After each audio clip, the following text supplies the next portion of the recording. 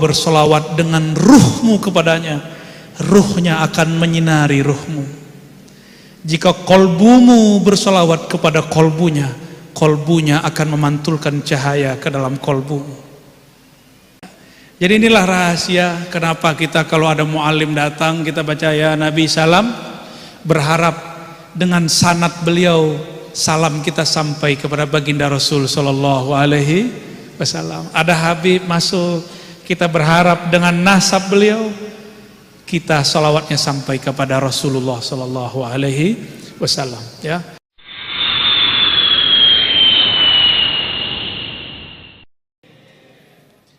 Ada request saya mensyarah daripada Mahalul Qiyam. Mau dengar nggak? Selama ini antum kalau ada orang muallim datang, ustadz datang, habib datang baca ya Nabi salam alaik gitu ya, Tola'al badru alaina dan segala macamnya, atau asyraqal badru alaina gitu ya.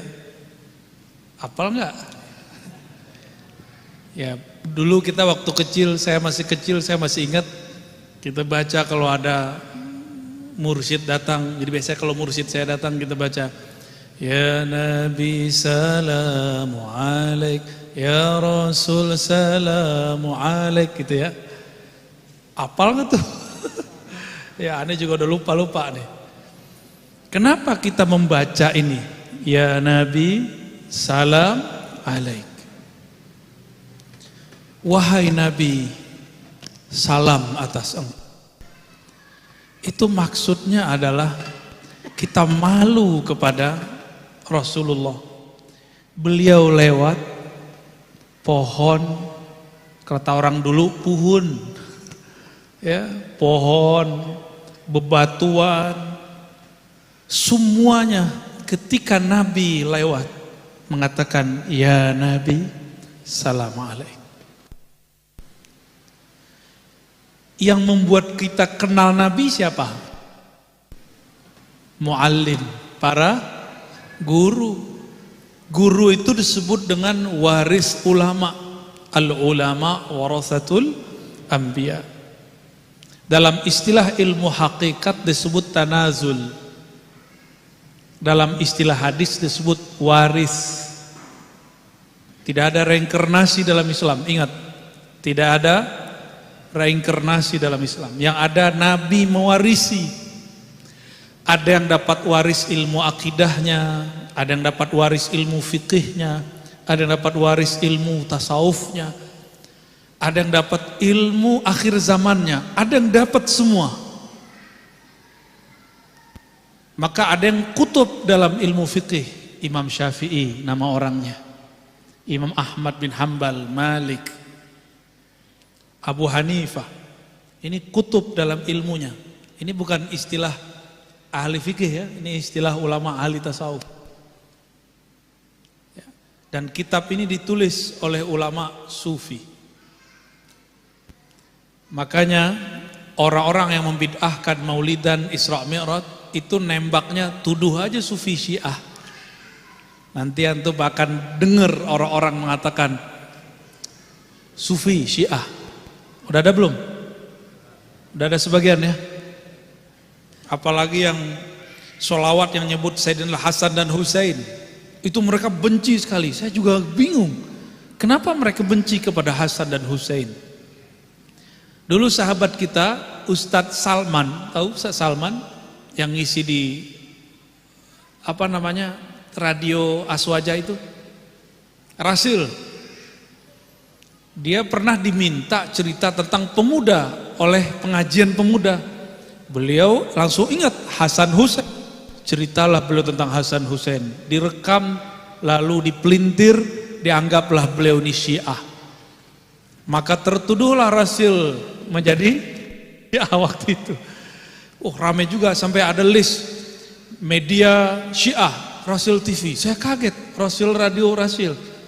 Setahu saya isinya habaib ahlus sunnah, ustadz-ustadz ahlus sunnah. Nanti akan muncul. Siap mengkonter? Mengkonternya yang baik-baik ya. Mengkonternya jangan kasar-kasar.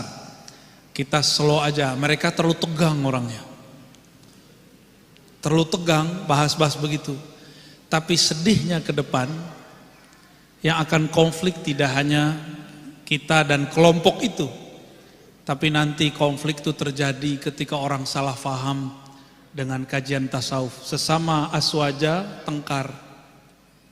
Tolong dimaklumi nanti ya, saya nggak akan emosi. Nanti saya dituduh tidak ahlu sunnah lagi Pak. Nanti antum jangan surut ngajinya. Bukan nama saya, sama siapa aja. Ya. Karena saya pertama kali buka kajian ruh di sini. Bener gak? Ada bapak-bapak yang nanya mana tuh orangnya? Masih hidup kan? Hadir gak? Ya. Oh pindah ke mana? Kota Bumi itu di mana? Oh Tangerang. Salam buat beliau ya. Waktu itu saya lagi sering mengamalkan salawat nuriyah. Allahumma sholli ala sayyidina Muhammad an-nuri dzati wa sirri sari fi jamil asma wa sifat. Kebaca masih Bapak.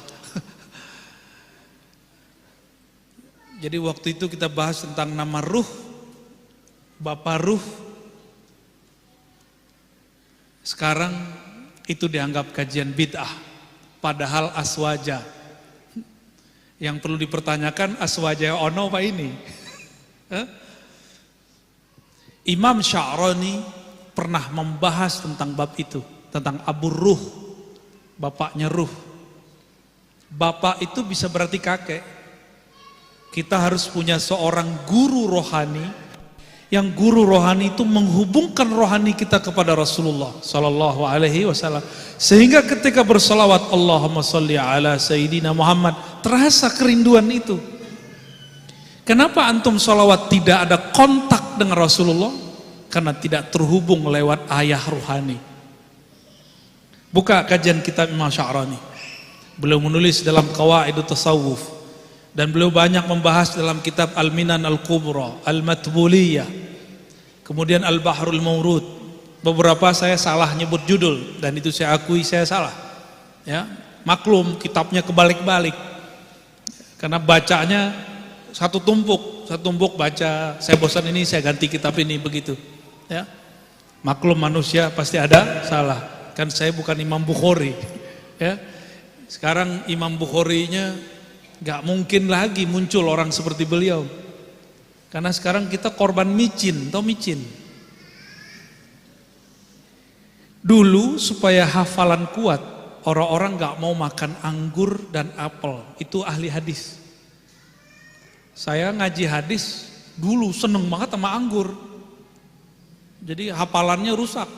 Apalagi makannya di warung yang warungnya pakai micin. Tahu makan bakso Pak? Micinnya 1 sendok. Hafal hari ini 2 halaman, besok hilang semua. Itu kejadian. Maka sekarang di rumah sudah nggak ada micin. Ya. Udah nggak ada. Di rumah saya sudah nggak ada micin. Karena nggak masak. Allahumma sholli ala sayyidina Muhammad. Antum serius amat orang. Baik. Jadi kenapa kita baca ya Nabi salamu alaik, wahai Nabi salam dari umatmu kepada engkau. Itu masih hambar. Antum hambar kalau bahas itu. Tapi kalau baca wahai Nabi salam dari ruh, yang ruh ini dulu adalah percikan dari ruhmu. Oh, baru berasa Pak. Alam ini ada karena nurmu. Maka kami anak-anakmu jua, meskipun bukan anak nasab. Kalau kita begitu bisa rindu gak? Antum pasti rindu, karena itu beliau Abu Ruh, Abul Arwah, kakek dan bapaknya semua ruh. Wa tawassa'a imamuna Ahmad Al-Kattani ala hadzal bab, ya. Imam Kattani dalam kitabnya Khabi'atul Qaun itu membahas itu sangat panjang sekali. Bahwa Nabiuna Muhammad sallallahu alaihi wasallam Sebelum para nabi ini diutus ke alam semesta, ruh mereka dulu diajak ngobrol oleh Allah. Ini ditulis oleh Sidi Ahmad Al-Kattani. Siapa namanya? Itu muassis Thariqah Al-Kattaniyah Al-Muhammadi Al-Ahmadi. Itu nama lain dari Thariqah Khidriyah. Jadi setiap mursyid yang sudah wali kutub, dia jadi Khidriyah. Saya dituduh sama kawan saya, tidak ada Thariqat Khidriyah Mu'tabarah. Ya salam, ente baca kitab Jami'ul Usul Aulia, di situ tertulis Thariqah namanya Al-Khidriyah. Al-Khidriyah. Saya mau diadu-adu sama Jatman. Ya salam, saya hormat takzim kepada mursyid-mursyid yang ada. Dan jangan adu-adu saya dengan Jatman. Jatman bukan mahkamah, ingat. Ya. Kita menghormati dari dulu. Saya sampai sekarang masih takzim kepada Habib Lutfi. Sampai sekarang masih takzim karena beliau dua hal, beliau mursyid dan beliau seorang habib. Walaupun ada beberapa pandangan yang berbeda, nggak ada masalah. Kita berbeda bukan berarti kemudian tidak hormat. Sepakat? Kecuali antum kurang waras. Berbeda langsung nggak hormat. Itu kurang waras namanya, ada kurang dikit tuh. Para nabi ditanya oleh Allah, ruh-ruhnya ini, kamu mau nggak? Gitu. Hormat kepada ruh ini, sumbernya ruh kalian. Kalau mau kalian akan diutus jadi nabi. Tertulis di kitab Khabiatul Kaun, Sidi Ahmad Al-Kattani. Beliau membuka ilmu ini karena beliau seorang pejuang, banyak yang hasad di zaman pemerintahan masih kerajaan-kerajaan di Maroko. Gak tahu kenapa beliau kemudian syahid, meninggal, umurnya belum sampai 40, tapi kitabnya sudah 300-an. Itu gimana cara nulisnya tuh? Umur belum nyampe 40, tapi sudah nulis 300 kitab. Itulah karomah ulama akhir zaman. Bisa nulis, bisa mengerti ilmu yang tidak dimengerti oleh orang belajar 10 tahun, 20 tahun, belum ngerti dalam sesaat. Jadi karomat wali itu sekarang bukan pada terbang, enggak, nanti muncul lagi. Sekarang di akhir zaman ini dimulai karomah itu pada memahami hal-hal yang berat. Ya, inilah salah satu rahasia membaca ya Nabi salam alaik. Kata beliau, ma marartu bihajarin wala syajarin, tidaklah aku melewati satu pohon, satu batu, kecuali batu pohon itu menyapaku, ya Nabi salam alaik. Ya Rasul salam alaik. Antum lebih mulia dari batu bukan? Betul. Kenapa ketika bersolawat Nabi secara ruhani pasti hadir di setiap orang bersolawat. Tapi itu tergantung zauk ruhaninya. Karena ruhani Rasulullah setelah beliau wafat itu tidak ada hijabnya dengan kita semua. Itulah yang dimaksud oleh orang-orang ketika menulis Habib Umar merasakan kehadiran Nabi saat bersolawat. Itu maksudnya. Bukan berarti beliau kita khurafat bahwa Nabi kemudian mengunjungi beliau, bukan begitu. Ada pertanyaan pinter orang Palembang, anak Azhar, nanya ke saya, yang solawat 1 miliar, nabinya atu, gimana cara jawabnya? Cerdas gitu yang nanya. Jawabannya ini, ya Habib salam alaik salawatullah alaik asyraqal, gimana irmanya tadi mana nih? Yang salawat tadi mana? Udah hilang. Asyraqal badru alaina min thaniyatil wada. Kalau di sini versinya fakhtafat minhul budur. Jadi ketika terbit sang purnama, maka semua bulan-bulan yang lain lenyap. Kalau sudah terbit Rasulullah, sang purnama, terbit matahari, bintang masih kelihatan? Masih kelihatan nggak? Udah nggak kelihatan. Siang-siang ada bintang nggak? Padahal ada bintang kan, tapi terlihat nggak? Rasulullah itu disebut anta syamsun. Ya, coba dibaca sama-sama. Anta syamsun, anta badrun, anta nur nurun fawqa nur. Engkaulah pelita matahari sang surya. Anta badrun, jika siang engkaulah surya, jika malam engkaulah purnama. Anta nur fawqa nur, cahayamu melebihi semua cahaya. Kalau Rasulullah sudah lewat, kita hilang. Kalau wali kutub sudah masuk, wali yang lain pun akan hilang. Mursyid-mursyid itu enggak semua siap ketemu wali kutub, karena enggak tahan. Ini sebagian mursyid ya, sebagai mursyid yang terhijab. Ketika ada wali kutub masuk, ketika ada wali kutub datang, dia takut enggak disapa orang, karena emang enggak akan disapa lagi. Orang akan terpana melihat wali kutub. Coba lihat kalau Habib Umar datang, Habib yang lain tenggelam enggak? Tenggelam langsung. Itu tanda beliau kutub. Maka saya bersaksi, insya Allah beliau adalah wali Allah al-kutub, bila syak, tanpa syak. Ini pewaris-pewaris Nabi begitu. Beliau datang, Habib aja antri Pak, apalagi kita yang bukan Habib. Ada teman aneh Habib satu di belakang. Ya.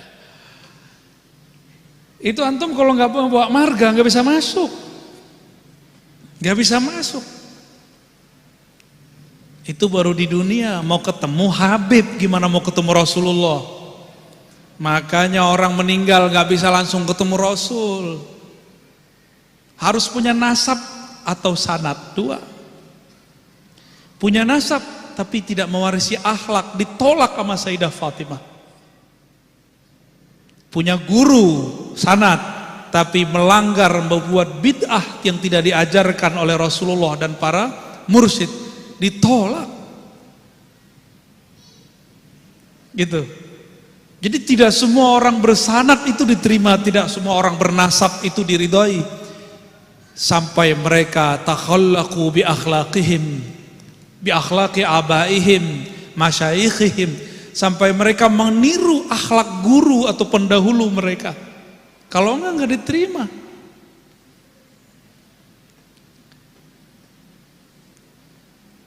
Sayyidah Fatimah radhiyallahu taala anha itu nanti yang menyidang para sayyid, para habaib. Jadi kita nggak ada hak Pak nyidang para sayyid. Biar urusannya kepada Sayyidah Fatimah. Maka saya, seberbeda apapun saya dengan para habaib, saya tetap takzim kepada mereka. Begitu saya cinta kepada mereka, karena Nabi mengatakan 3 kali, uhazzirukumullah fi ahli baiti. Aku ingatkan kalian 3 kali mengenai ahlu baitku, hati-hati. Tapi bukan berarti kita mengkultuskan mereka, enggak. Habib kalau enggak ngaji, ya dapat haknya segitu aja, nasab aja. Kalau Habib ngaji, antum dapat 2 kewajiban. Hormati nasabnya, hormati ilmunya. Apalagi dia mursyid, 3 sudah. Taib. Asyraqal badru alaina. Ada yang satu hal yang unik. Di bulan Ramadan terjadi perang, namanya perang Al-Badar. Ulama ikhtilaf mengenai nama ini. Apakah itu nama sumur? Tapi saya tidak sepakat dengan itu. Al-Badar itu adalah nisbat mereka kepada Rasulullah sallallahu alaihi wasallam. Karena mereka ini pengikut Rasulullah, maka mereka disebut Ahlul Badar. Pengikut Al-Badar. Siapa Al-Badar? Rasulullah. Maka Al-Badar itu nama Rasul. Muhammad nama Rasul, Ahmad nama Rasul, Mahmud nama Rasul, banyak nama Rasulullah. Bahkan Asy-Syams pakai alif lam. Asy-Syams itu nama Rasulullah sallallahu alaihi wasallam. Nanti ada waktu saya ijazahkan Dalailul Khairat di sini. Insya Allah kita ada sanad pendek, ada sanad panjang. Tanpa puasa. Kalau di Magelang, saya baru pulang saja dari pesantren Api Asri, ketemu Gus Yusuf, Gus Namanhuri, beberapa kiai-kiai muda. Mereka keturunan dari Mbah Khudari, salah satu orang yang berjasa terhadap NU juga, Nahdlatul Ulama dan Aswaja secara umum. Dan Thariqat Dalail yaitu Jazuliyah secara khusus. Di sana mereka nggak makan nasi. Nggak makan nasi. Makannya jagung. Antum kayaknya langsung nggak kuat tuh ya. Dan saya ketemu dengan ibunya.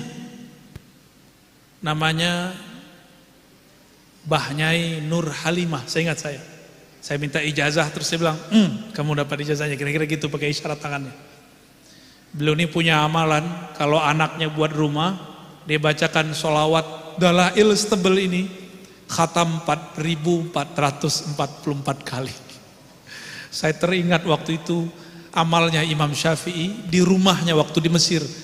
Apa kata Imam Syafi'i? Aku mengkhatamkan di rumahku ini 4.000 kali Al-Quran. Padahal beliau tinggal di sana cuma 4 tahun.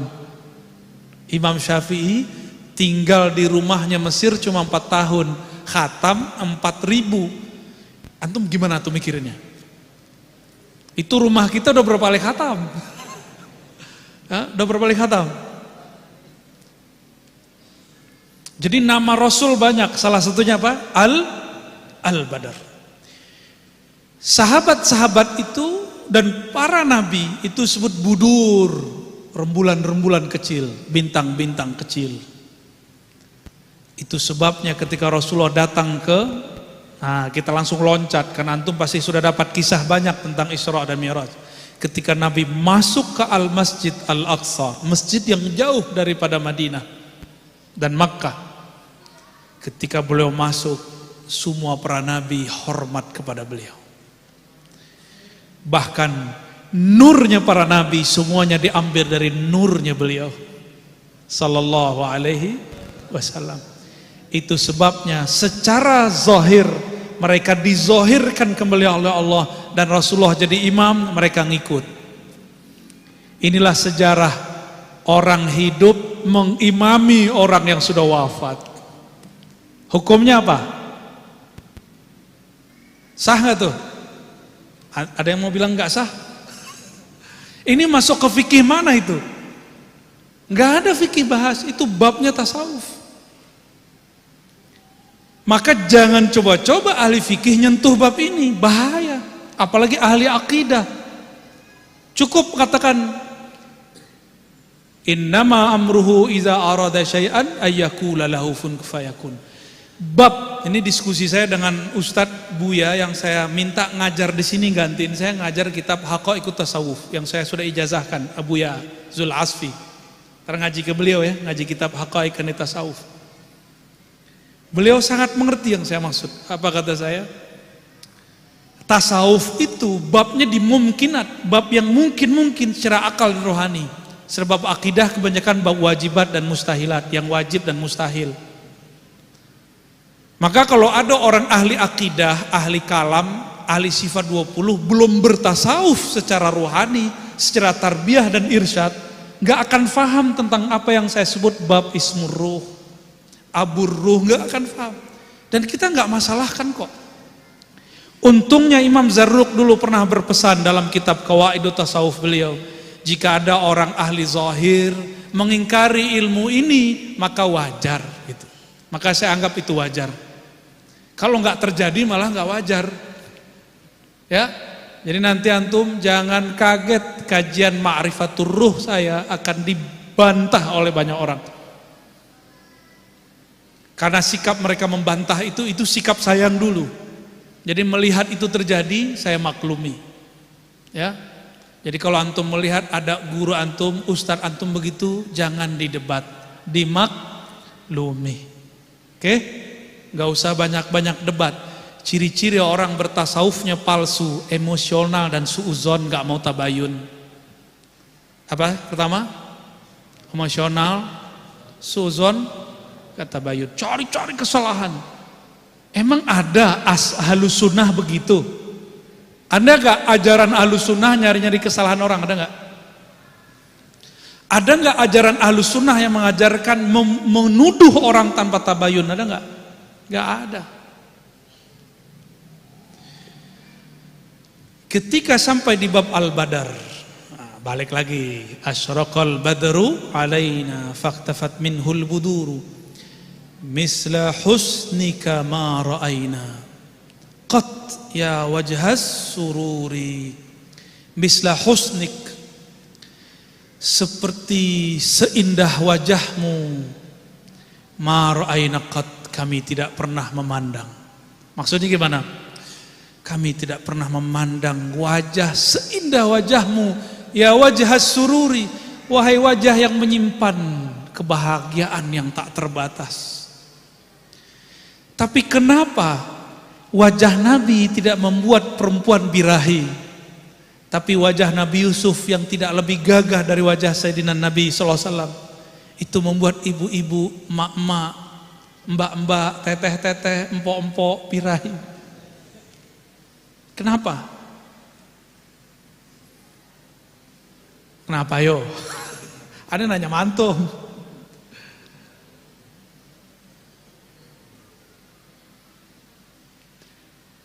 Nabiullah Yusuf dizahirkan jamalnya.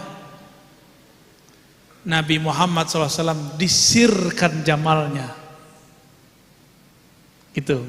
Seandainya jamalnya Nabi dibuka, itu bukan hanya motong-motong tangan. Antum melihat Nabi enggak berdiri, lupa napas berhari-hari. Pernah gak jatuh cinta dengan seseorang, kepikiran berhari-hari? Pernah gak jatuh cinta seseorang lalu air mata mengalir? Cowok aja bisa nangis loh. Ente pernah nangis gak rindu orang? Pernah tuh kan? Pernah nangis? Tuh cowok bisa nangis. Apakah itu pertanda? Apalagi ibu-ibu ya, ibu-ibu kalau lagi kangen seseorang bisa nangis, itu wajar. Tapi kaki kejepit nangis juga nggak? Allahumma sholli ala sayyidina Muhammad.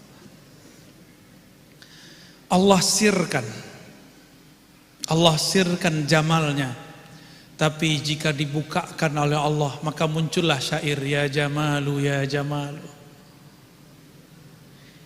Imam ini diberikan sir itu, maka ketika beliau nulis ini, ditulislah misla husnika ma ra'aina qat, seindah wajahmu kami tidak pernah lihat wahai Rasulullah.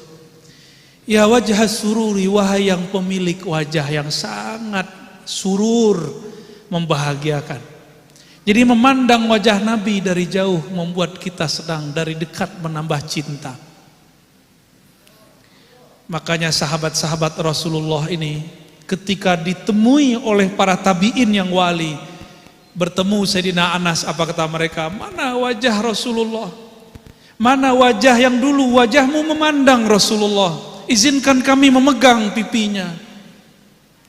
Mana dulu mata yang matamu memandang Rasulullah? Izinkan kami mengecup matamu. Ada sahabat diludahi Rasulullah, kata tabi'in ini, mana dulu lidah yang dulu diludahi oleh lidah Rasulullah? Ada 5 sahabat yang makan, minum darah Nabi. Salah satunya Sayyidina Ali. Ada 5. Itu sahabat rata-rata semuanya meninggal dalam keadaan husnul khotimah, dan ada yang dipanjangkan umurnya, ada yang diberikan keberkahan luar biasa pada badannya, karena unsur yang ada di badan Nabi berbeda dengan badan kita semua. Jika Nabi Isa didatangkan kepada ibundanya Sayyidah Maryam buah-buah dari surga. Ketika Sayyidina Zakaria berkata, wahai Maryam, anna laki haza, dari manakah engkau mendapatkan buah-buah ini? Kata beliau, min indillah, ini dari sisi Allah. Saya mau tanya, lebih mulia Sayyidina Isa atau Sayyidina Muhammad sallallahu alaihi wasallam? Sayyidina Muhammad. Benarlah tertulis di kitab ini, Sayyidatuna Aminah setiap malamnya bertemu ruhaniyah para malaikat dan para nabi. berikut semua buah-buahnya pastinya. Maka Nabi Yuna Muhammad, unsur-unsur dalam tubuhnya bukan saja dari buah-buahan bumi, bukan dari daging-daging bumi, tapi langsung dari buah-buahan surga. Sallallahu alaihi wasallam. Maka beliau apapun dari tubuhnya tidak ada yang kotor. Ini fikih khusus Ahlul Bait, memahami khasais an-nabawi. Ditulis oleh Maulana al-Imam al-Hafiz as-Suyuti, Imam Ahlus Sunnah. Apa kata beliau? Inilah al-khasais al-kubra, keistimewaan Rasulullah sallallahu alaihi wasallam. Maka siapapun zuriat Rasul di tubuhnya ada nur itu, maka kita wajib menghormati mereka. Meskipun mereka beda faham politik dengan kita, meskipun mereka bahkan beda faham akidah dengan kita, gitu. Hormat bedakan dengan ikut. Itu juga sebabnya para ulama kita agak sanksi dikit santri-santri nikah sama syarifah. Sanggup nggak menerapkan adabnya ketika antum nikah sama syarifah? Kecuali adab itu sudah lebur. Ya. Makanya kalau ada orang nikah dengan syarifah rame itu, rame para habaib rame. Meskipun secara fikih umum boleh, tapi fikih khas ini jadi berbeda. Tapi sayang para syarifah akhir banyak yang telat menikah. Nunggu Habib nikahnya sama perempuan biasa. Gak tahu kenapa ya, mahari kegedean kali ya. Allahumma sholli ala Muhammad. Tapi ingat, nasab Nabi itu dua. Ada nasab jasadi, ada nasab ruhi. Nasab jasadi kita sudah tahu, kitabnya banyak. Saya punya beberapa kitab nasab. Mulai daripada Al-Haddad, Al-Mutahhar, As-Sagaf, banyak sekali itu. Sampai kepada fam yang kurang terkenal, Bazar'a, Mahjub. Di Betawi ada Pak. Saya ketemu Bazar'a, ketemu Al-Mahjub, ketemu yang kecil-kecil itu ada. Unik sekali ini negeri. Fam-fam Ahlul Bait yang sudah nggak ada di Hadramaut ada di sini. Ini pertanda apa ini? Pertanda apa itu? Kira-kira apa? Ini ada satu sir. Selama masih ada nama Allah di muka bumi dan masih ada zuriat Nabi di muka bumi, tidak terjadi kiamat. Nih rahasianya.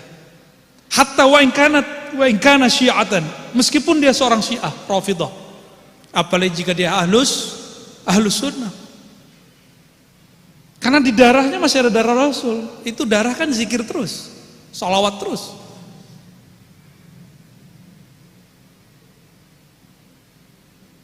Saya ketemu dengan beberapa kawan saya yang dakwah di pelosok-pelosok Sumatera. Katanya itu di Jambi, di perbatasan Riau, itu banyak zuriat-zuriat Rasulullah. Namanya lucu-lucu, Eko Al-Haddad. Lucu gak tuh? Bagi saya lucu itu ya. Eko Al-Haddad ini contoh aja Pak. Jadi dia masih tahu fam belakangnya, tapi depannya Eko. Mereka sudah nggak ngerti tentang apa namanya, kemuliaan nasabnya. Sudah campur luar biasa. Itu dulu banyak. Mungkin dulu di masa-masa tahun 1700-an pernah terjadi gejolak di Hadramaut, di Tarim, di Yaman. Lalu banyaklah gelombang yang berpindah ke negeri kita. Wallahu a'lam bishawab, negeri kita Indonesia dapat berkah. Ya, muka-muka kita yang nggak jelas begini dapat berkah melihat wajah-wajah zuriat Rasulullah sallallahu alaihi wasallam. Maka dalam hati mesti ta'zim kepada mereka. Tapi yang kedua, nasab ruhani. Yang beliau katakan al ulama warasatul, ulama itu yang kenal Allah. Ingat, bukan yang pintar baca kitab, bukan yang pintar debat, bukan yang suka nyari kesalahan orang. Ulama itu yang takut kepada Allah. Ulama itu yang di kolbunya ada rahmah, ada kasih sayang. Karena Rasulullah itu rahmatan lil, maka ulama itu pasti mewarisi rahmahnya Rasulullah sallallahu alaihi wasallam. Antum lihat ada orang jago baca kitab nggak ada rahmah, itu bukan ulama. Bukan ulama akhirat. Jadi ulama akhirat itu bukan partai politiknya apa. Ulama akhirat itu ulama, innama yakhsyallaha min ibadihil ulama, surat Fatir ayat 28. Ingat-ingat surat apa? Yang takut kepada Allah cuma ulama. Mau dia jadi pejabat, mau jadi orang biasa, mau jadi guru, dia takut kepada Allah Subhanahu wa ta'ala. Takutnya pakai kata khosyah. Khosyah itu takut tapi ada harapnya. Kalau khauf, gundah gulana. Itu perbedaan khauf dengan khosyah. Sayyid, syarifah, tapi galau, berarti belum ulama. Harus belajar kepada ulama walaupun tidak bernasab syarif syarifah. Ya. Ente famnya apa, Cung? Almancungi. Ente marganya apa? Marga Satwa. Allahumma sholli ala sayyidina. Terusin dulu deh, dikit lagi ya. Anta syamsun, anta badrun, anta nurun fauqa nur. Nur fauqa nur itu boleh diartikan cahaya, tapi bukan cahaya ini. Ya, bukan cahaya fisik. Nur fauqa nur, nur bijinya nur. Nur asal semua nur. Kita sebut namanya Nur Muhammad sallallahu alaihi wasallam. Yang ingkar kajian Nur Muhammad pasti bukan ahlu sunnah. Karena ulama ahlu sunnah kita semuanya bahas tentang Nur Muhammad sallallahu alaihi wasallam. Sekarang ada yang ngaku ahlu sunnah tapi ingkar kepada kajian Nur Muhammad sallallahu alaihi wasallam. Anta iksirun wa ghali, anta misbahus suduri. Engkau adalah benda yang sangat mahal, permata yang sangat mahal, barang berharga yang sangat mahal. Saya mau tanya antum, kalau punya barang mahal dijaga bener atau dipajang di luar? Coba di rumahnya yang paling disimpan itu benda berharga atau benda biasa? Yang mana? Yang berharga, bener. Sampai dipakai apa namanya itu? Ya, apa? Berangkas. Saking ingin menjaga itu barang. Berangkas itu besi ya. Baja, sulit ditembus. Tapi nggak usah dihancurin kalau menembus berangkas. Cukup masukin nomor. Ah, itu kata kuncinya. Ya, Rasulullah itu nomornya pakai sholawat. Masukin kode sholawatnya, antum wusul kepadanya. Terbukalah iksir wa ghali. Ya, anta misbahus suduri. Itu permata, itu barang berkelip-kelip. Jika engkau bersolawat dengan ruhmu kepadanya, ruhnya akan menyinari ruhmu. Jika kolbumu bersolawat kepada kolbunya, kolbunya akan memantulkan cahaya ke dalam kolbumu. Maka ada namanya solawat, disebut solawat ruhiyah. Allahumma salli ala ruhi sayyidina Muhammadin fil arwah, wa salli ala sayyidina Muhammadin fil ajsad, salli ala sayyidina Muhammadin fil qubur. Itu masuk dalam salah satu bagian sholawat yang diajarkan Imamun Al-Jazuli yang tadi saya cerita di Magelang. Dan kok masih ada ya orang sholawat sebanyak itu di negeri ini. Di tengah hiruk pikuknya dunia masih ada orang yang bersolawat.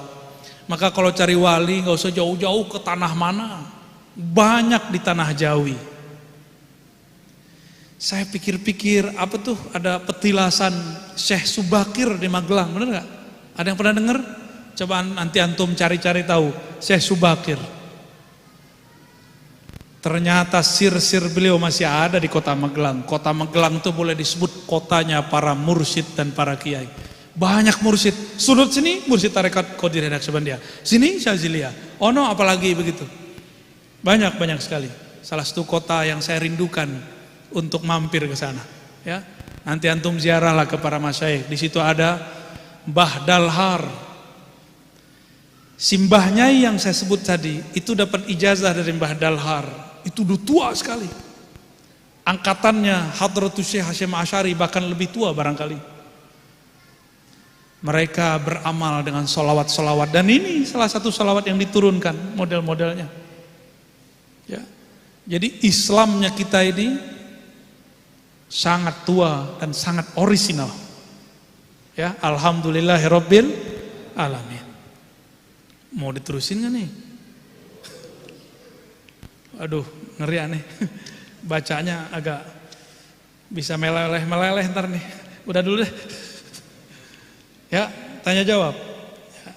Jadi inilah rahasia kenapa kita kalau ada mu'alim datang kita baca ya Nabi salam, berharap dengan sanad beliau salam kita sampai kepada baginda Rasul sallallahu alaihi wasallam. Ada Habib masuk, kita berharap dengan nasab beliau kita salawatnya sampai kepada Rasulullah sallallahu alaihi wasallam, ya. Maka saya minta ampun kepada Allah jika saya pernah sul adab kepada ulama wali-wali Allah. Dan saya minta maaf kepada mereka, para zuriat Nabi, para masyayikh mursyidin, aulia-aulia Allah, ya. Taib, Allahumma sholli ala Muhammad. Apa? Mau nanya? Oke, fadal. Antum nanti yang bilang shollu ala Nabi gitu ya.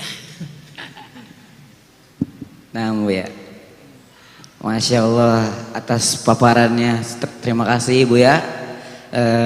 Masih pada semangat semuanya? Oke. Nah, acara selanjutnya yaitu tanya jawab dari kalian, antum semua ke Buya ya. Oke, untuk tanya jawab dimulai dari akhwat dulu ya.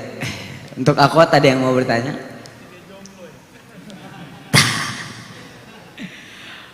Siapa yang mau bertanya? Akhwat? Ibu, oke. Iya.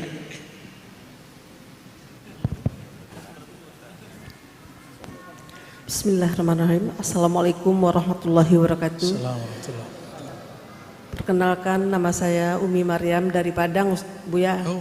Sakampuang, Buya. Terima kasih. Selama ini kami hanya nonton YouTube. Kami bersyukur bisa menikmati, mendengarkan secara langsung sebagai apa yang telah Buya paparkan tadi. Alhamdulillah, banyak hikmah yang kita ambil dari paparan tadi, karena mungkin karena kita satu ini dengan Buya gitu, rasanya menyentuh banget gitu Buya. Sedangkan selawat tadi rasanya gimana gitu Buya, air mata nggak nyadar gitu, ngalir gitu. Jadi apa yang Buya sampaikan tadi, apakah itu nur, apa segala macam, rasanya ingin meningkatkan kami Buya, karena kita dasar sudah ada dari ayah Buya Syekh Mudar Raja Intan Naqsyabandi. Yang ingin kami tanyakan Buya, bagaimana kita meningkatkan kolbu kita ini supaya hidup nur di dalam kolbu kita itu terus gitu. Tapi insya Allah Buya, karena ada dasar gitu dari ayah, insya Allah kami sekeluarga, baik yang menonton live di rumah yang tidak bisa ikut ke sini Buya, titip salam buat Buya, mohon doa dari adik yang sedang sakit Buya. Demikian Buya, kami sangat bahagia. Wassalamualaikum warahmatullahi wabarakatuh. Ummi Maryam Al-Fadaniyah. Baik. Salam balik buat keluarga ya. Salam takzim semua. Bagaimana cara menumbuhkan kerinduan? Rindu itu karena kenal. Kalau nggak kenal nggak mungkin rindu. Maka kenalilah sifat-sifat indah Rasulullah, sifat-sifat lembut Rasulullah, sifat-sifat cinta Rasulullah. Jangan yang dibayangkan Nabi galak mulu. Karena yang kebayang sama orang Nabi itu galak. Bener kan? Antum dulu belajar Islam, kata bapak kita, kata emak kita, kamu gak sholat neraka. Jadi kebayang sama kita kalau Rasulullah itu suka neraka-nerakain orang. Enggak, itu enggak benar. Ada orang Arab Badui datang ke Nabi ngelangkain semua orang, terus bilang, ya Muhammad. Nabi gak marah. Gak marah. Nabi gak bilang, gue Rasul, gue dokter, gak perlu gitu. Ya ada antum nih bentak saya gak akan marah. Karena Rasul ketika digituin orang tidak marah. Ada lagi Arab Bedui, habis sudah ngelangkain orang, mampir ke pojok masjid, ngeliat tembok pengen buang air kecil. Jadi dia tuh kayak sopir angkot zaman dahulu, ngeliat tembok kebayang sama dia WC. Wah, nembak dulu nih. Itu Arab Badui. Tapi Nabi nggak pukul, nggak larang, dibiarin pulang. Nggak nyampe sebulan dia bawa orang beratus-ratus orang, sekampung dua kampung, semuanya syahadat di tangan Rasulullah SAW. Dia cerita, oi, itu Muhammad, itu beneran Nabi. Gua kencingin masjidnya dia nggak marah. Yang ngomong siapa?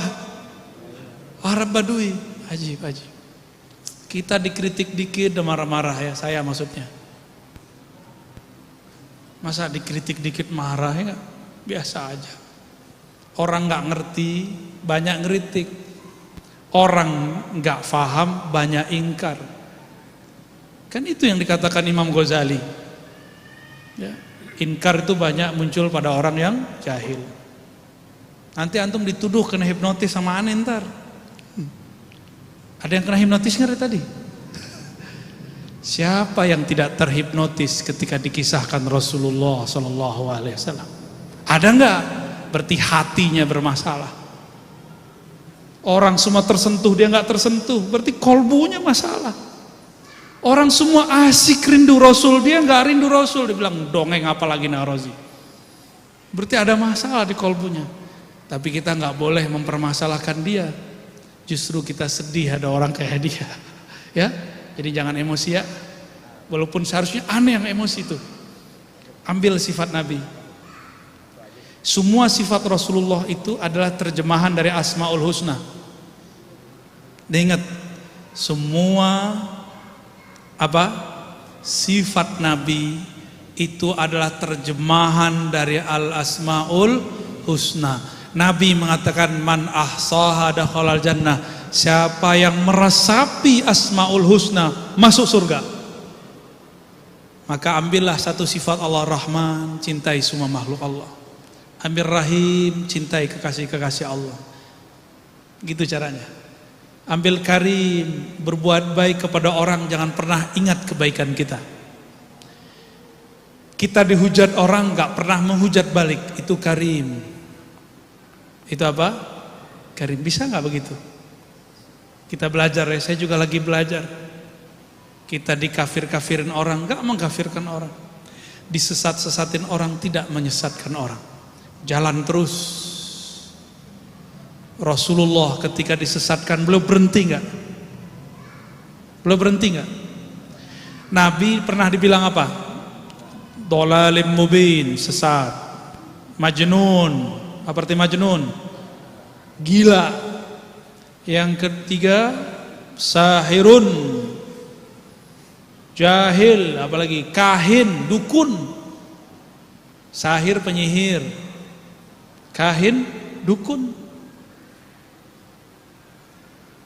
Antum bisa bayangkan gak Abu Bakar As-Siddiq bawa semua hartanya kasih ke Nabi? Itu Nabi kayak gimana tuh sampai kemudian Abu Bakar menyerahkan semua hartanya ke Nabi? Kalau Nabi hidup sekarang, tiba-tiba ada orang sosok Abu Bakar menyerahkan semua hartanya ke Nabi, antum bilang apa Abu Bakar? Ente gila Abu Bakar, ente gak punya keluarga. Kita kira ngomong gitu gak? Apa jawaban Abu Bakar? Yang nanya Nabi, gak ada yang berani nanya. Satupun sahabat tidak ada yang berani nanya. Yang nanya Nabi, wahai Abu Bakar, kamu ninggalin untuk anak istrimu apa? Apa jawaban dia? Allah dan Rasulnya. Maka cinta kepada Allah Rasul sudah nyatu dalam dirinya. Bagi dia Allah dulu, sekarang nanti sama. Sekarang gimana kira-kira? Ada orang nih dekat sama aneh, terus tiba-tiba ngasih duit terus. Antum bilang dia apa? Kayaknya Ar-Razi nyihir dia nih kayaknya. Ini contoh, karena ada seorang kiai, salah satu guru saya, Itu muridnya tuh seneng ngasih dia. Dituduhlah si guru penyihir, tukang hipnotis, dan itu bukan 1-2 guru, saya udah ketemu sekian guru yang digituin. Dan sekarang berulang lagi. Ya Allah ya salam. Ya.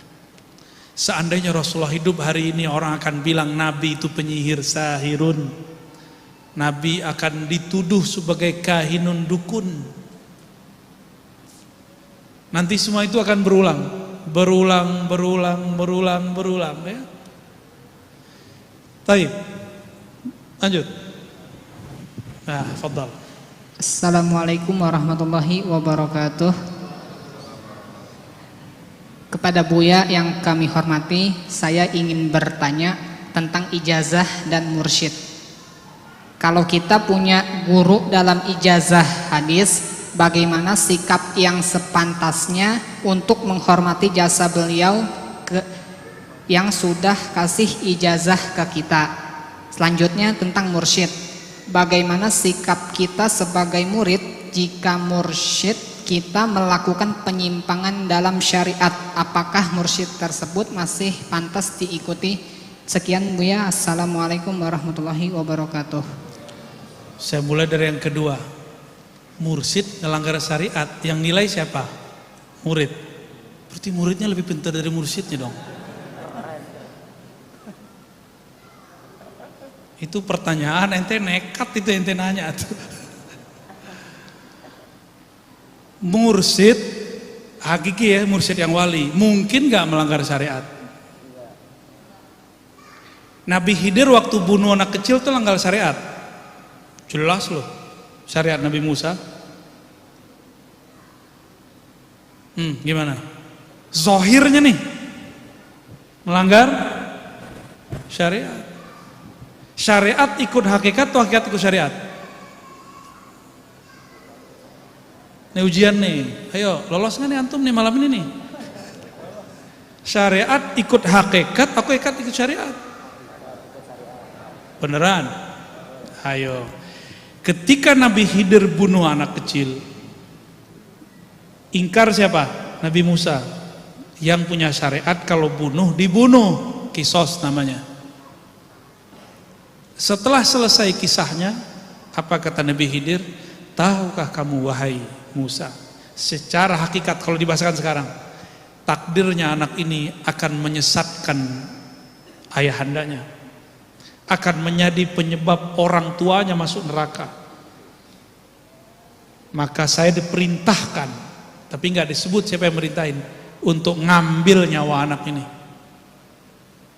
Gimana? Syariat gimana jadinya? Maka tidak ada pertentangan syariat dan hakikat, nggak ada. Yang ada syariat mengikuti hukum hakikat, itu kaidahnya. Asy-syari'atu tabi'atun li hukmil haqa'iqi. Tuh kaidahnya. Syariat itu tunduk kepada hukum hakikat, bukan bertentangan. Nggak ada pertentangan. Bertentangan bagi orang jahil. Itu kalau gurunya wali.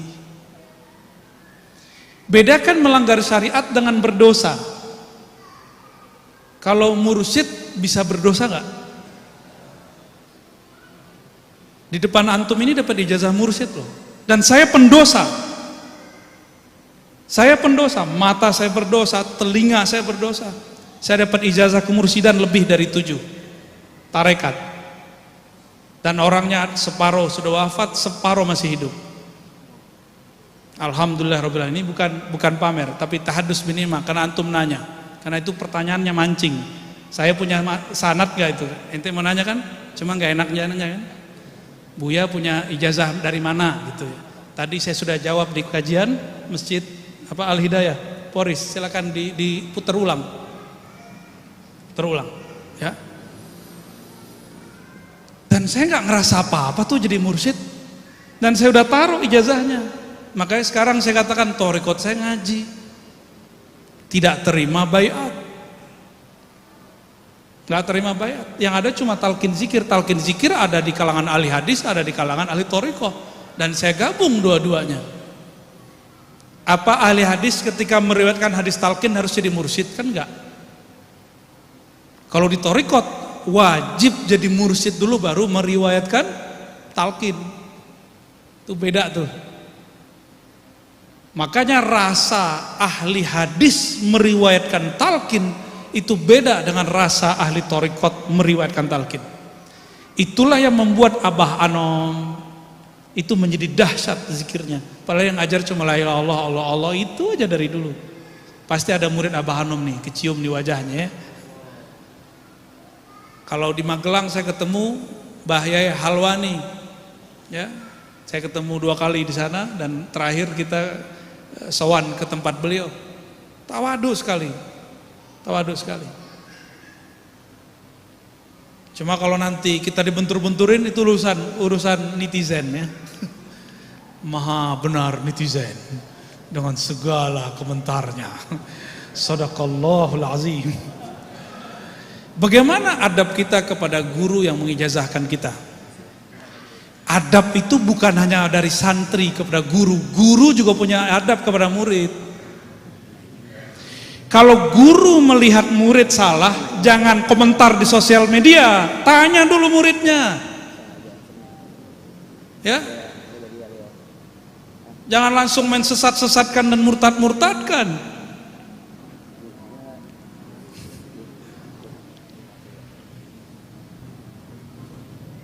Kejadian Pak sekarang. Kejadian sekarang. Ahli hadis itu yang saya tahu kalau dapat kabar tanya langsung ke orangnya. Itu Imam Syu'bah. Imam Syu'bah dapat 1 hadis. Orang yang berwudu terus baca doa masuk surga dari 8 bab. Bebas. Maka dikejarlah hadis ini dari siapa aja. Hasilnya orangnya masih hidup 2-3 orang rawi. Terakhir dia bilang ini hadis dhaif. 3 bulan cari hadis langsung kepada rawinya. Dia kemudian mengatakan ini hadis dhaif, gak benar beritanya. Syu'bah 3 bulan memastikan riwayat itu gak benar.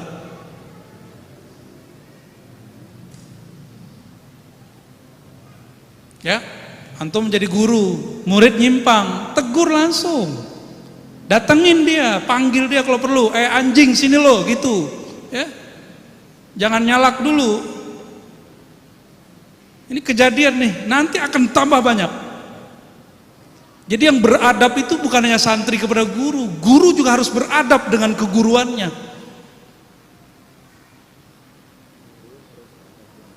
Ini marah siapa ya? Marah ke ente. Aman ya? Ya, ya. Ya, lanjut. Fadal, fadal.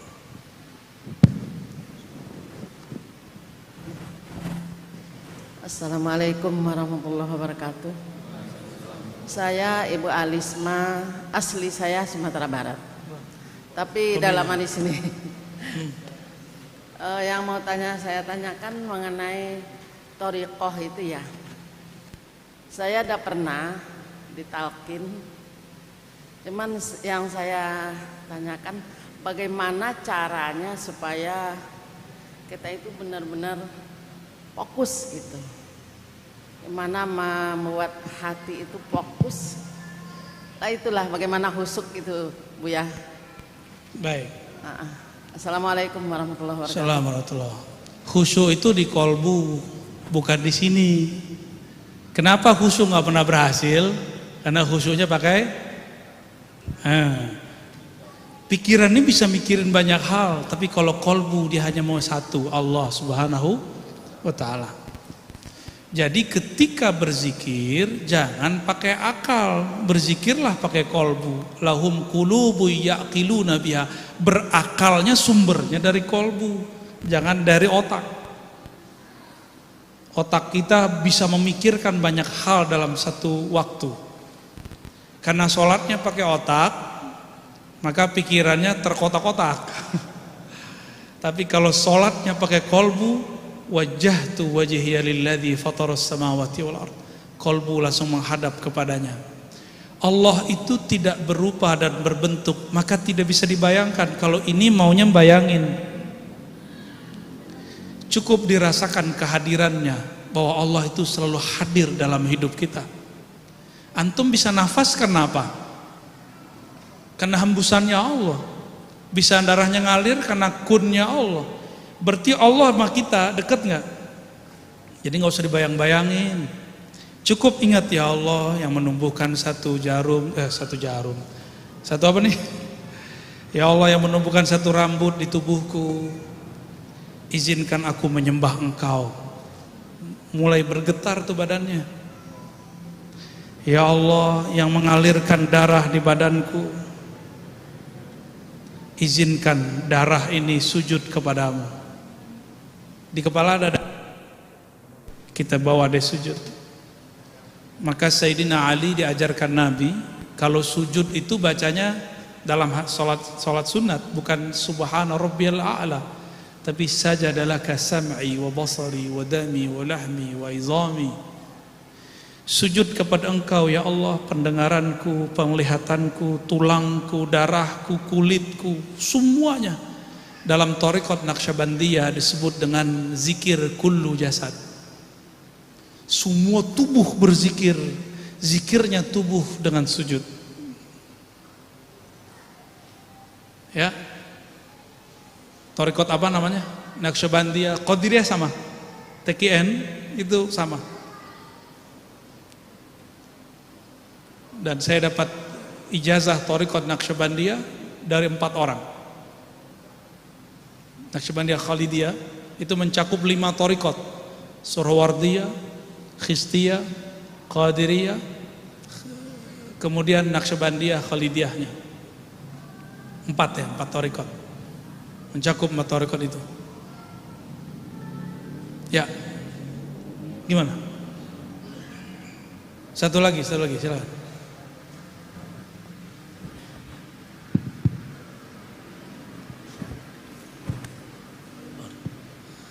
Assalamualaikum warahmatullahi wabarakatuh, Buya. Saya mau menanyakan mungkin terkait Isra Mi'raj dan juga tauhid kita kepada Allah, Buya ya. Saya mohon penjelasan, Buya. Ketika memang Rasulullah Shallallahu Alaihi Wasallam diberangkatkan Mi'raj katakanlah ke Sidratul Muntaha, diangkat oleh Allah. Nah, bagaimana penjelasannya, Buya, agar pemikiran kita bahwa Allah itu tidak bertempat di aras gitu, dan sampai akidah kita itu Baik. begitu ya. Terima kasih. Wassalamualaikum warahmatullahi wabarakatuh. Ada sekitar 5 atau lebih riwayat tentang Isra Mi'raj di Sahih Bukhari. Ini yang saya ingat, barangkali saya lupa. Dan semuanya tidak menyebutkan bahwa Allah bertempat di langit ataupun di aras. Yang ada, sebagaimana Nabi Musa bisa berkalam di Goa Tursina, apakah Allah masuk ke goa? Enggak kan? Nabi Musa berkalam-kalam dengan Allah di Goa Tursina, itu Allah masuk gak ke situ? Enggak. Lalu Allah berkalam kepada Sayyidina Nabi ketika beliau sujud di arasnya. Kan ada di hadisnya, Nabi sujud. Itu hadis yang lengkap menyebutkan Nabi sujud di arasnya Allah. Sujud itulah yang disebut memandang. Nabi Musa minta mau memandang Allah. Apa kata Allah? Hai Musa, jika engkau masih melihat ada bukit itu bertahan di sana, berarti engkau bisa melihatku. Kata Sidi Ahmad bin Idris al-Idrisi, saya juga dapat thariqat Idrisiyah. Dalam kitab beliau, salah satu kitab beliau mengatakan, itu nur yang Allah sebarkan, yang Allah pantulkan kepada gunung, nurun ala nur, nurnya Nabi Muhammad sallallahu alaihi wasallam. Nabi Muhammadnya belum lahir secara fisik, tapi nurnya Allah pancarkan di situ. Itu Nabi Musa pingsan baru ngeliat nur. Jadi berlebihan nggak kajian Nur Muhammad kita? Enggak. Dalam satu riwayat ada orang ya di surga nanti, pasangannya pergi setiap hari Jumat tuh ada pasar di surga, pasar Jumat. Pergi ke sana, pas pulang wajahnya seperti bercahaya dan sujud. Itu pasangannya sujud kepada dia. dikira itu Tuhan. Padahal itu pasangannya, tapi riwayat ini bisa diperdebatkan ya. Maka setiap kali seorang hamba memandang kepada Allah, dia pasti sujud. Dia pasti, jadi nggak ada tuh antum ngeliat aneh gitu, nggak ada. Pasti sujud kepada Allah Subhanahu wa ta'ala. Jadi kearas itu adalah tingkatan berkalamnya Allah kepada Nabi, lebih tinggi daripada berkalamnya Allah ke Nabi Musa. Terus ngapain Nabi Musa mengingatkan Nabi Muhammad supaya sholatnya dikurangi? Itu yang berkalam saat itu siapa? Nabi Musa apa Allah? Allah gerakkan Nabi Musa berkalam ke Nabi Muhammad sallallahu alaihi wasallam. Karena Nabi Musa itu kalimullah, jubirnya Allah. Jubirnya Allah berkalam di bumi. Allah berkalam di aras, sama enggak? Sama. Allah berkalam di surga, apa Allah tinggal di surga? Nanti di Sahih Bukhari, Sahih Muslim banyak sekali Allah berkalam kepada orang di penduduk mahsyar. Kata Nabi, ya Rabb, isfa, berilah syafaat. Gimana cara Nabi minta? Jadi Nabi itu mi'raj, sujud, Allah katakan isfa tu syafaat. Kamu boleh kasih syafaat. Baru Nabi turun kasih syafaat. Nanti datang lagi orang, Nabi sujud lagi, datang kepada Allah, sujud. Datang di situ bukan berarti datang kayak antum datang ke An-Nabawi. Bukannya Allah kan tidak bertempat. Ya. Jadi teman-teman, sahabat-sahabat, jamaah yang makan Allah, tidak ada dalil yang kuat bahwa Allah bertempat. Itu hanyalah kegagalan cara memahami dalil-dalil Al-Quran dan Sunnah. Ya. Dan kelompok yang meyakini ini terjebak pada tajsim, menjisimkan, membendakan Allah Subhanahu wa ta'ala. Dan itu bukan akidah Ahlus Sunnah. Cukup? Sudah jam 10:04 ya. Barangkali itu yang dapat saya sampaikan. Semoga Allah ridho kepada kita dan semoga Allah mengampuni semua kalam-kalam saya yang tidak pantas. Amin ya rabbal alamin. Astaghfirullahalazim, astaghfirullahalazim. Innallaha malaikatahu yusholluna 'alan nabi. Ya ayyuhalladzina amanu shallu 'alaihi wa sallimu taslima. Allahumma shalli 'ala sayyidina Muhammad wa ala Allahumma ya Allah shalli 'ala Ahmad. Sampaikan salawat kami kepada Nabi Muhammad. Allahumma ya Allah shalli 'ala Muhammad. Sampaikan salawat kami kepada Rasulina Muhammad sallallahu alaihi wasallam. Ya Allah, salawat kami tidaklah pantas dijawab Nabi. Tapi kami ya Allah, Engkau jadikan umat beliau. Meskipun salawat kami tidak pantas Engkau kirimkan, tapi rahmat-Mu sangat pantas mendapati kami, meliputi kami. Maka dengan rahmat-Mu ya Allah, sampaikanlah salawat yang tidak berharga ini kepada baginda Rasulullah sallallahu alaihi wasallam. Allahumma ya Allah, auratuna katsirah. Aurat kami, aib kami sangatlah banyak. Dosa kami sangatlah berlipat. Tapi ampunan-Mu ya Allah lebih luas dari langit dan bumi. Faghfir lana ya Rabb. Ampuni dosa kami ya Allah. Dosa mata kami ya Allah. Dosa telinga kami ya Allah. Dosa lisan kami ya Allah. Dosa tangan kaki kami ya Allah. Dosa perut kami ya Allah. Dosa kehormatan kami yang tidak dijaga ya Allah. Dosa makan minum kami ya Allah. Dosa kami tidak beradab kepada Rasulullah. Dosa kami tidak beradab kepada guru-guru wali Allah. Dosa kami tidak beradab kepada zuriat Rasulullah sallallahu alaihi wasallam. Allahumma ya muqallibal qulub, wahai yang membolak-balik hati kami, istiqomahkan kami dalam agama-Mu. Allahumma ya Allah, imla' qulubana bil yaqin. Ya Allah, penuhi kalbu kami dengan yakin. Ya Allah, kalbu kami penuh dengan syak, penuh dengan keraguan-keraguan ya Allah. Maka kuatkan kolbu kami dengan musyahadah memandang kepada keindahan wajah Nabi-Mu, keindahan wajah-Mu ya Rabb. Izinkan kami memandang wajah Rasulullah di dunia, bertemu Rasulullah di alam baqah, memandang wajah Engkau di surga Firdausil A'la.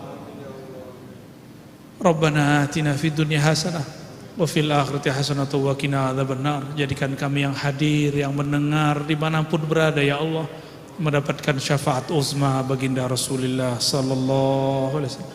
Maafkan kami yang berselisih ya Allah, maafkan kami yang emosi ya Allah, maafkan kami yang membalas dengan hujatan ya Allah. Tutuplah aib kami dan mereka ya Allah. Alif baina qulubina wa qulubil mu'minin. Wa sallallahu ala sayyidina Muhammad wa ala alihi wa ashabihi ajma'in walhamdulillahi rabbil alamin. Al-Fatihah.